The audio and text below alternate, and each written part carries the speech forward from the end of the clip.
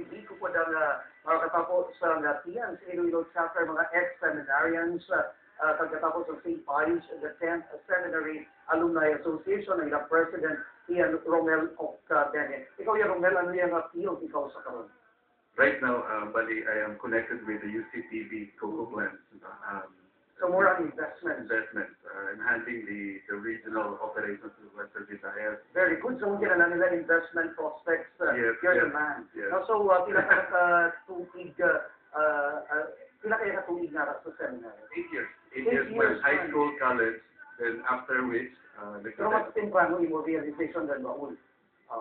Kasi sa nagwa na ako, no? Sa nagwa na ako sa seminary, na-realize na not really meant for prison. And ano yung reason? What was the deciding factor? You met somebody very beautiful.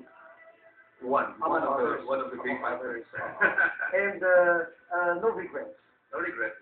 And we're saying naman we can always serve God in ways outside of the seminary. And I understand Camus Tians very active in community service, among others, ang recipient ninyo, Bantay Bata 163. Yes, that's right, attorney. Kasi kami ng mga ex-seminarians, we would like to continue our apostolate, even lay faithful na lang. So right now, we're very happy, no, na napilihan naman ng Bantay. We're very happy. Kami dapat na magpasalamat. And seriously, ang hindi ako ng inyong inclination to help the poor and the oppressed. Yes, very much. Similar to Sir Neil, of course. But which we will discuss in a subsequent episode. So, Raul, how do you see your organization growing in the next several years? So more ex-seminarians.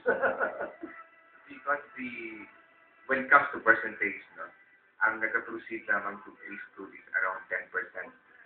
So 90% of that would become members of the community of TN, either of the different chapters of TN. Okay.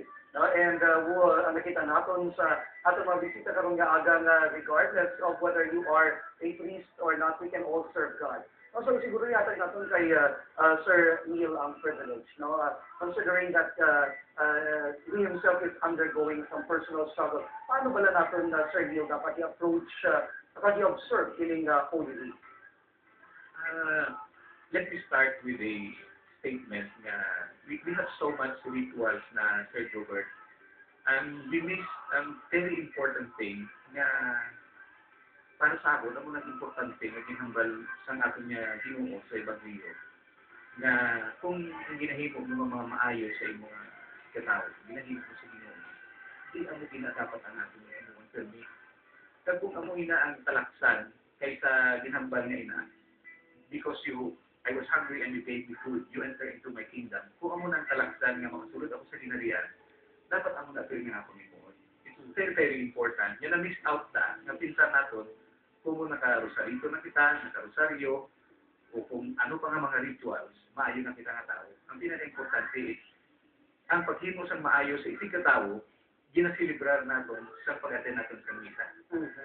So, ang ritual is a celebration, ang misa is a celebration of the good things that we do to our neighbors. Exactly, no? And I think that's a very good point to ponder as we observe the Holy Week. And I look forward to the day na teach me what the Professor Neil Nasola, because I understand ka na with sa nag-benefit, no, sa imong kaalam. And we wish all of you gentlemen more power, and kami dito sa ABS-CBN would want to collaborate in many of your future activities.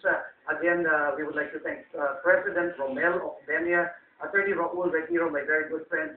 We have here Neil Nasola, Joel Bernas, and Romart Frank, mga ex-seminarians, pero padayon hindi ex-pagpalangga sa Ginoo. Pagpadayon pang sikat ka.